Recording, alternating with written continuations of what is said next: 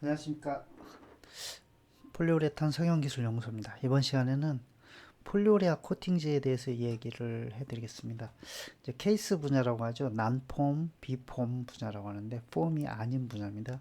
코팅, 어디어시브, 실란트, 엘라스토마 이렇게 돼 있고 이제 코팅 분야인데요.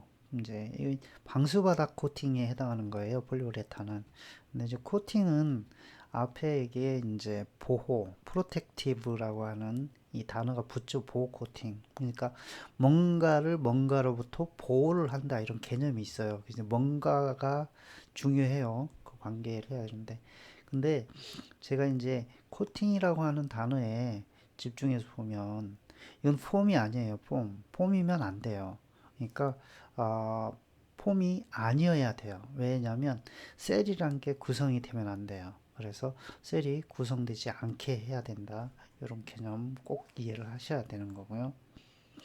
자, 구글에서 저는 이제 항상 구글 검색에서 시작을 하죠. 이렇게 폴리우레아 코팅제를 가지고 검색해 보면 전체 이렇게 조금 나와고 있고요.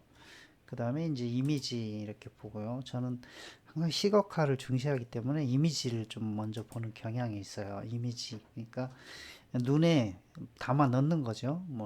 이 폴리우레아 코팅제라는 걸. 그래서 이렇게 시공하는 장면인데 이게 혼자 시공하는 것도 있고 이렇게 2인 1조로 시공하는 거 있고 그렇죠. 여기 밑에도 보면은 여기 2인 1조죠. 이렇게. 근데 그 맨 처음에 그 폴리우레아 코팅도 있고 그 다음에 이제 폴리우레탄 스프레이 단열 시공도 있고 이게 이제 그 기계 스프레이 기계가 있어요. 여기는 아니고 여기는 이제 그 밀대 롤러로 하는 거고 기계가 잘 안 보이네요. 드럼은 보이는데 예, 기계가 나중에 이제 따로 제가 혹시 기회가 되면 스프레이 기계 해드릴게요. 여기 건은 보이네요. 건은 보이고 기계가 안 보입니다. 기계를 가지고 이제 그 현장 시공을 하는데 그 동일해요. 이제 온도 압력 조건만 달라요. 이게 기계가 조금 다를 수도 있겠네요. 왜냐면 이 폴리오레아 코팅이 되는 게 있고 안 되는 게 있고요. 그러니까 고온에 고압으로 쏠 수 있느냐 없느냐 이런 부분이 있으니까 어, 그러니까 폴리우레아 코팅 할 수 있는 기기는 폴리우레탄 스프레이 단열 시공도 가능한데 거꾸로는 안 되는 거죠. 그러니까 좀 용량이 작은 애들은 폴리우레탄 폼 시공만 단열 시공만 할 수 있는데 폴리우레아 그 코팅제는 못 부릴 수도 있어요. 서론이 길어졌는데 어떤 이미지 이렇게 보시고 그래서 2인 1조 작업을 하게 되는데 이게 용량이 큰 애들은 이 압력이 세고요. 그 다음에 이제 온도도 높여서 올려야 되고요. 그 다음에 이제 이 호스 이렇게 어깨에 메고 있는데 이렇게 들 수가 없어요. 손으로 무거워요. 딱 봐도 무거워 보이잖아요. 이렇게 어깨에 메고 있는 거는 무거워요. 근데 이 어깨에 멜 때 이게 그 일반적으로 80도씨에서 쏘거든요. 이 호스가 히팅 호스예요. 80도씨인데 엄청 덥죠. 이렇게 하면 이제 이 스프레이에서 여기 발포 열도 세요. 암이라 굉장히 많은 열이 나거든요. 그래서 열이 확 느껴질 만큼 여름에는 열이 많이 나오는데 여기 열 나오죠. 햇빛에 열 있죠. 그다음에 호스가 뜨겁죠. 되게 힘든 작업입니다. 고생해요. 그래서 일당도 높아요. 그리고 이제 이게 무겁고 이동하면서 작업을 하잖아요. 걸으면서 쏴야 되니까 그래서 이 호수가 안 딸려오면 더 힘들죠. 그래서 뒤에서 보조자가 이렇게 호수를 잡아 당겨주는 역할을 하는 거예요. 이렇게 2인 1조 작업. 근데 이제 이렇게 조금 작은 거, 건도 작고 호수도 작고 이런 것들은 그냥 혼자서 하는 거죠. 요 정도까지는 혼자서 하는 것 같은데 분명히 이쪽에 보조하는 분이 있을 겁니다. 이건 이제 그 방수 바닥인데 여기 지붕 옥상 같아요. 여기도 옥상 같아요. 옥상 배기구 있죠. 여기도 옥상 같고요. 여기는 계단인 것 같고요. 여기는 지하 계단인 것 같은 느낌인데 두 가지거든요. 방수 바닥 코팅이기 때문에 옥상도 있고 지하 물탱크라든지 이런 것도 있고 그래서 또 주차장도 있죠. 주차장도 있고요. 이 주차장은 제가 주차장을 요걸로 폴리오레로 코팅하는 경우는 좀 그 저희가 가본 적은 없어요. 네. 예, 코팅한다고는 들었는데 주차장도 이렇게 여기도 보면은 여기 주차장 있고 여기인데 옥상 같이 보이죠. 여기는 옥상에 주차장에 코팅이고 이제 퓨전건으로 쏘는 겁니다. 자, 폴리우레아 코팅이 이렇게 용도가 있고요. 근데 이것만 있는 게 아니고요. 실제로는 굉장히 다양하게 쓰여요. 프로텍티브에서 이제 그 녹방지도 있고 그 바닷가에 그 침식이 일어나는 곳에 시멘트 콘크리트를 그 바닷물로부터 보호하는 코팅도 있고요. 그 다음에 뭐 금속 같은 경우도 이 복합화 시키는데 유기무기 복합화 시켜서 강도를 개선하거나 하는 그런 게 있어요. 저는 이제 보통 이렇게 검색을 하면 반드시 위키피디아를 가봅니다. 사전은 굉장히 저한테 공부하는 데 도움이 되는 도구예요. 그래서 요 화면이랑 그 다음에 폴리오리아 위키피디아 요 두 가지를 가지고 개요 설명을 드릴 거예요. 그래서 요거 여기 근데 제가 영문으로 되어 있는 거 일부 번역을 해서 얘기를 해드리는데 그 위키피디아가 생각보다 또 오류가 있어요. 그래서 오류 부분도 조금 얘기해 드릴게요. 자, 폴리우레아는 엘라스토머예요. 엘라스토머릭 코팅. 네, 탄성 코팅이라고 하는 거죠. 탄성 코팅 어디서 많이 들어보시지 않았어요? 육상 트랙이라든지 운동장 체육시설 바닥은 탄성 코팅이죠. 네, 그게 이제 영어로 하면 엘라스토머릭 코팅이에요. 네, 폴리우레아도 그 중에 하나인 거예요. 그 다음에 이제 컴포넌트, 이소시아네이트하고 아민 이렇게 두 가지가 쓰이죠. 반응 경화형이고요. 이 뒤에 나오죠. 여기 보면 어, 원료에 대한 설명이 이소시아네이트 아민이고요. 근데 이소시아네이트가 프리폴리머예요. 이게 뭐 프리폴리머, 컷이 프리폴리머 이렇게 나와 있는데 모노면은 안 쓰여요. 모노면은 쓸 수가 없고요. 거의 대부분 프리폴리머 형태로 쓰이고요. 아로마틱 계열이냐 알리파틱 계열이냐 나누는데 아까 이제 그 롤러로 하는 거는 주로 이제 알리파틱이고요. 그 다음에 이거는 스프레이 건으로 쏘는 거, 스프레이 기기와 건으로 쏘는 아로마틱. 이거는 반응이 빠르죠. 그래서 속경화 타입이라고 이거는 지건, 예, 느리게 건조되는 타입이고요. 그 다음에 이제 프리폴리머에 대해서 얘기를 쭉 써놨는데 쿼시 프리폴리머도 있고요. 쿼시는 이건 가짜의 이런 뜻이에요. 또는 유사. 진짜는 아니에요. 유사한 것이 가짜. 그래서 그 프리폴리머가 진짜면 이 쿼시 프리폴리머는 프리폴리머 비스무리한 이런 뜻이고요. 근데 이제 이렇게 이제 can be made of 해가지고 만들어질 수 있다라고 돼 있는데 아민 터미네이티드 폴리머 레진이랑 하이드록시 터미네이티드 폴리머 레진으로 만들어질 수 있다고 했는데 이거 잘못되는 거예요. 오류. 거짓이라고 하기 좀 그렇고 오류. 왜냐하면 프리폴리머는 폴리올을 붙여요. 이소시아네이트에 폴리올을 붙여요.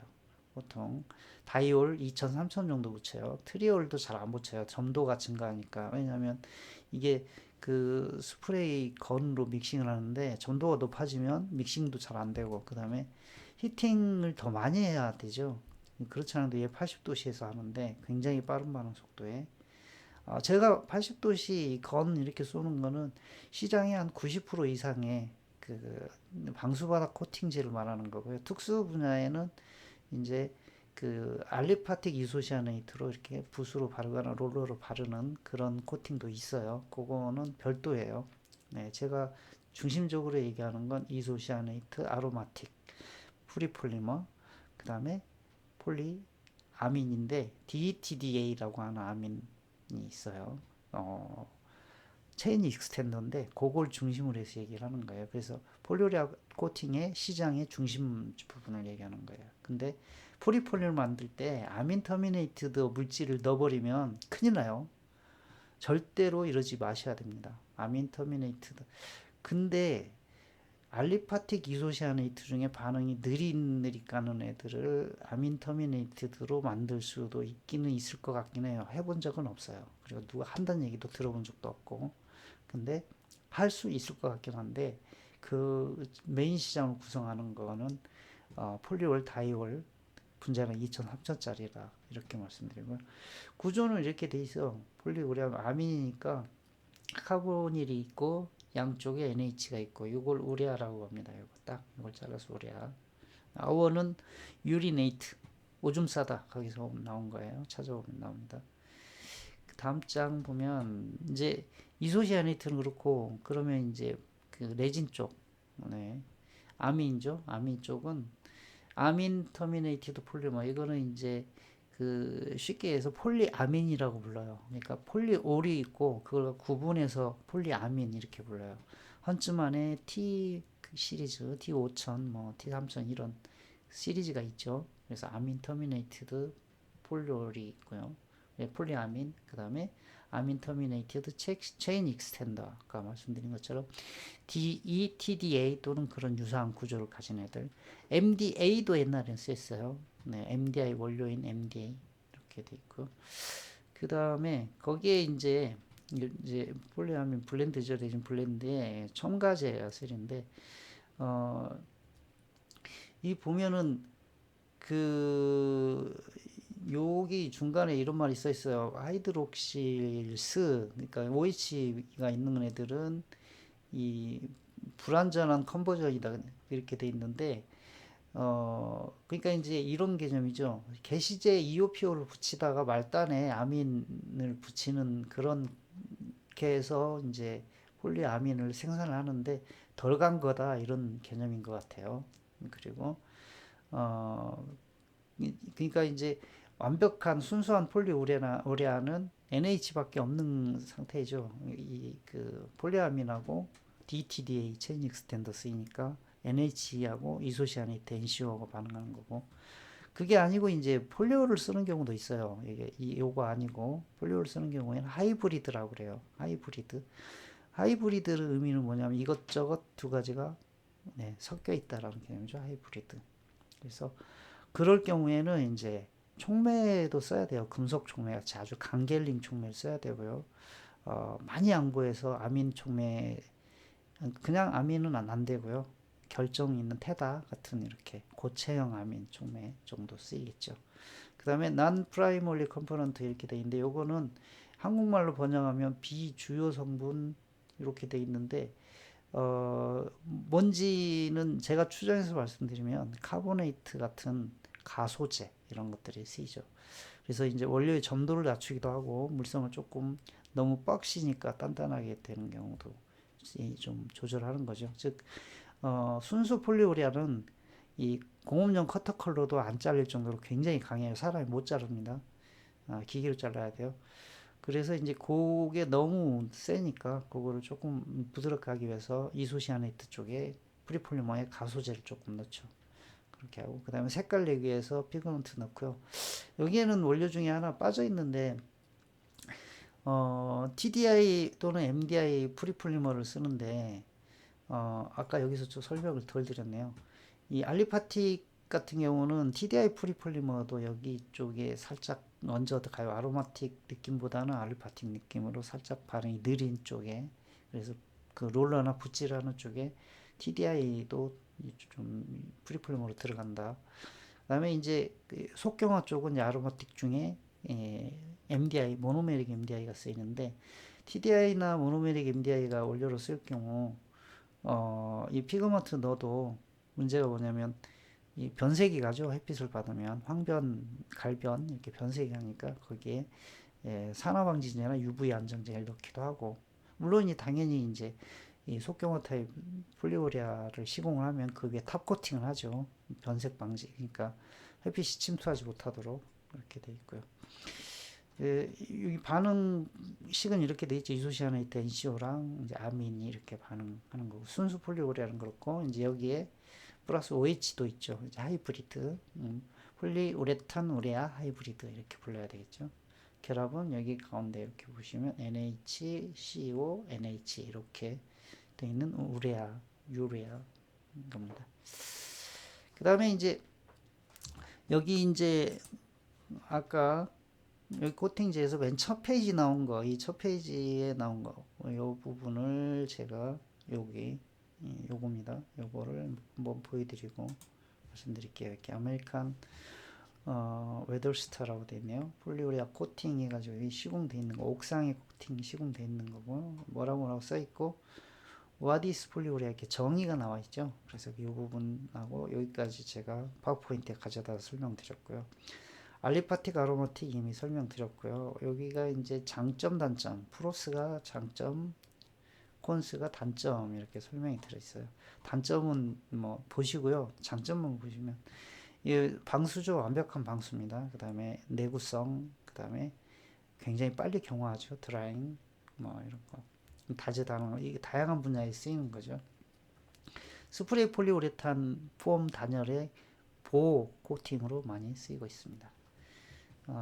요 정의 부분 폴리우레탄 뭔가 한번 더 반복 앞에 내용이랑 비슷한데 반복되는데 그래도 한번 반복해서 보겠습니다. 엘라스토머고요. 네, 엘라스토머리 코팅이라고 했죠. 이소시아네이트하고 아민 이렇게 돼 있고 반응에 의해서 만들어지고 스텝 그로스 폴리머리제이션이라고 돼 있네요.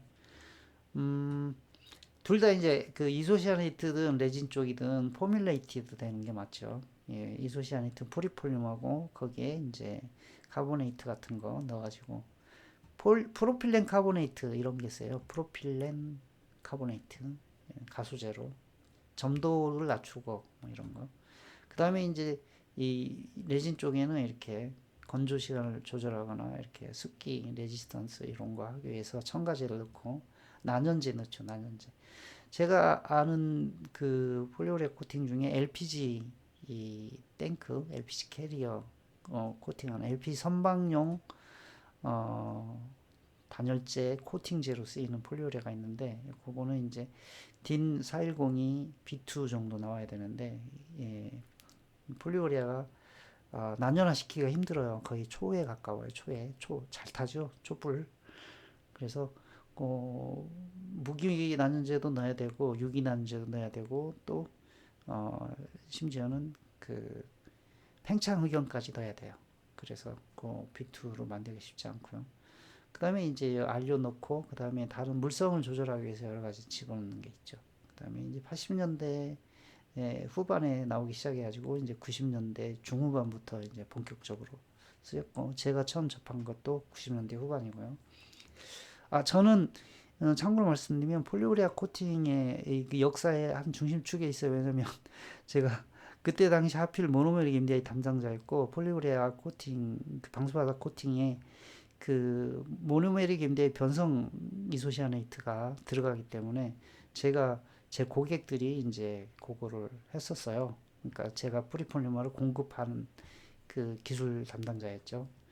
그래서 이제 루프 코팅 테크놀로지 이전에 없는 그런 거고요. 지붕에 코팅하는데 그때는 이제 슬라브 같은 경우 공장 같은 경우 슬라브로 지어진 지붕 위에 폴리우레탄 폼 단열을 하고 그 위에다가 이렇게 프로텍티브 폴리우레아 코팅을 하거나 아니면 슬레이트나 데크 또는 칼라강판을 이렇게 지어진데 그 녹이 좀 나기 시작하면 거기를 이렇게 덮어 씌우는 단열을 하고 그리고 이렇게 보호 코팅하고 근데 이제 이게 비싸면 폴리우레 코팅이 비싸거든요. 비싸니까 이제 거의 위에다가 폼 치고 폼을 바르고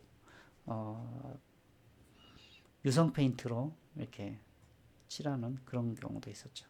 제가 옥상에 슬라브 지붕 위에 하는 거 영상 하나 가져왔는데 이거 참고로 보시면 도움이 될 것 같습니다. 당연히 이제 이렇게 해서 저는 검색해서 동영상 보고 첫 번째 보고 두 번째 거 이렇게 첫 번째는 말이 좀 많아가지고 제가 두 번째 거 보여드릴게요. 여기 보면은 여기 조그맣게 보면은 이렇게 유리아 코팅 해가지고 벽돌에다 해머로 깨는 게 나오는데 이렇게 유기무기가 복합되면 엄청난 힘이 강해져요. 그래서 장점이 많습니다. 건축용에 쓰이면 엄청 강해져요. 일단 여기 옥상에다 붙이는 것도 있어요. 중간에 공간이 있어요. 큰 힘인데 아무래도 이렇게 도막을 만들다 보니까 쓰레기가 굉장히 참치 이런 거 먼지 이런 거 있으면 안 돼요. 여기에 바로 들러붙어 있는 저처럼 되게 깔끔하게 정리해야 돼서 정리하고요. 그 다음에 이제 그 코팅이 이렇게 모서리 틈새에 각진데 이런 데가 있으면 여기 공기가 남아 있잖아요. 뿌리면 막이 딱 형성되면은 공기가 안 빠지면 거기에서 발생하는 열, 우레아 이소시아네이트 반응한 열 때문에 열 팽창을 해가지고 부풀어 올라요. 그럼 거기에 이제 구멍이 뚫리거나 그 뭐라 하지, 똥 싼 것처럼 구멍 그 둥글게 부풀어 오르니까 그걸 막기 위해서 이렇게 스무스하게 면을 골라주는 작업을 하는 거죠. 제소리 같은데 또는 이제 타임대 이런 데다 묶어주는 커티로 빠데라고 그다음에 이제 또 보면 프라이머를 칠하는 것 같은데, 프라이머는 뭐냐면 접착력을 개선하기 위해서 이렇게 일회형 이것 같은 홈스가 하나밖에 없죠. 페인트 칠하듯이 이렇게 프라이머입니다. 이것도 이제 프리폴리머에 해당하고요. 보통 습기 경향이 있을 수도 있고 이액형이 있을 수도 있는데, 이액형은 별로 없어요. 프라이머에는 일액형 프리폴리머 형태고요. 이제 이렇게 면도 잡아주고, 그 다음에 이제 그 먼지 같은 거 이런 거 쌓아 안고 자기가 눌러붙어요. 여기는 그 보통의 경우에는 점도가 낮거나 용제가 있어요. 용제, 솔벤트, 페인트라고 생각하시면 돼요. 페인트. 그래서 이렇게 표면을 완전히 매끈하게 만들어주고 접착력을 해주는 프라이머라고 돼 있죠. 프라이머. 좀 지나갈게요. 세 번째 단계가 계속 프라이머 칠하는 게 너무 오래 나와서 샌딩이라고 돼 있는데 프라이머를 칠하면서 이렇게 모래를 뿌리나 봐요. 저는 이거는 별로 많이 한다고 생각하진 않아요. 거의 이 작업은 없어요. 근데 사실 프라이머도 안 칠하고 바로 그 고리아 코팅하는 경우도 있거든요. 깔끔하면 새로 막 지었거나 그런 데는 굳이 프라이머도 안 칠해도 돼요. 얘네들이 생각보다 접착력이 있습니다. 그래서 샌딩도 제가 보기에는 거의 안 하는 작업이에요. 그 다음에 이제 오리아 코팅 하고 있죠. 이제 회색으로 돼 있는 거를 칠하고 있어요. 보면 이 건이 있죠. 건으로, 퓨전건으로 해서 뿌리고 있습니다. 나중에 설명할 기회가 있을지 모르겠어요. 이게 워낙 그 특이한 분야라 그 일반 우레탄 하는 사람들하고는 좀 별로 관계성이 없어서 건이라든지 성형 조건, 건 뭐 어떻게 뿌리는지 이런 것들을 굳이 설명을 드려야 할지 이런 건 좀 고민해 보는데, 어쨌든 이렇게 뿌리고 있습니다. 네, 총 쏘듯이. 그리고 너무 많이 날리는데 압력을 되게 높게 해놔봐요. 네, 온도를 높게, 압력을 높게 하면 좀 많이 날리거든요.